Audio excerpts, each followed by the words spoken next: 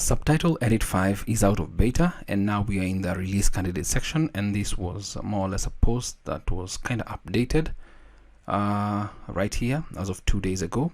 Release candidate 1 version 5 RC1 is now available for Mac, Windows and Linux, and it's moved from beta to release candidates. From here it's bug fixes and stability only, no new features before the final 5.0 release. So you can check out the changelog, keep testing and reporting one issue per comment. So thanks to everyone that's helping out, and I'd highly recommend that we try and test it out on Mac, Windows and Linux.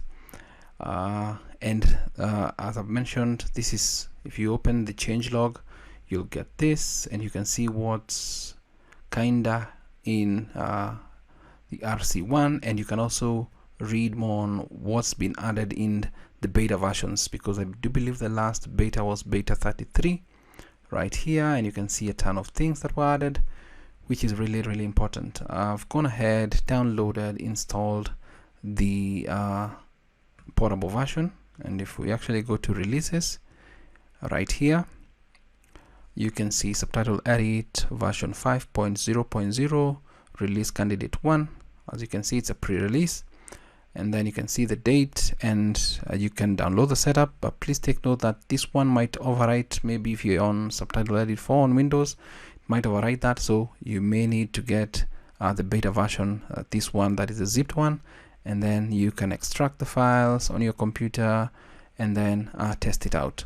As for Mac, we've got a couple of options for Silicon, Apple Silicon, and also for Intel. We also got Linux options, x64, ARM64, and the different options, and you can read the installation right here for the different options that you need. So we've got release candidate 1, and as Nicolas has mentioned, it's for bugs and fixes. And maybe for me it's just the generate video with banned-in subtitles. What I think is missing right here is getting a preview of this particular video right here. We should not have this as a test, and also this option right here, the effect, it's right here. If I select it, it goes okay, but it comes also into the logo section. I don't think if this should happen. Yeah, so that's that for that particular section. And as you can see, if you try to check for the logo, you get the interface. So it would be awesome if you actually get, for the preview, instead of this particular text here, we get what we have like a player to see. And this was available in Subtitle Edit 4. If I go back here, generate video with banned-in subtitle, yes, it was right here. Really awesome. I kind of still feel we should get this sort of interface. This still feels too big and bulky. This was a little bit confined, but at least we also get some effects, extra effects right there in Subtitle Edit 5, and these different effects that we can have. But that is what I've seen so far. Also, maybe this is not maybe a deal breaker, but what we have, this green dot right here indicating that we already have a particular engine or a model. Can we have it right here? For example, we have the Canary CTC aligner.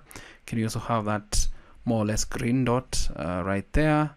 And also for these different backend options, if I do have it, can we also have it indicating something of that sort, that I do have it? For example, if you see, if I go for Canary, I can see that, but I don't think this really makes sense. But yeah, the model makes sense. But as for the forced aligner, can we kind of have the green dot as well? Would make a lot of sense the way we have here, but okay. Yeah, but yeah, either way. Something I've noticed, if we go to text to speech, let's say I choose something like let's say Quen, and I do see a model. This is not yet downloaded. I cannot right click to download. I need to click on generate speech from text. I wish there's an option to kinda, if I select a model, let's say select this, I do have the download button right here. That would be important instead of having to click on generate speech from text. So those are a couple of things I've noticed that maybe we can do or have an improvement before we get to the official release of Subtitle Edit 5. But please keep testing it out.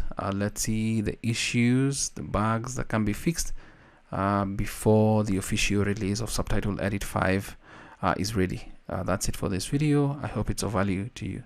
Thanks for watching.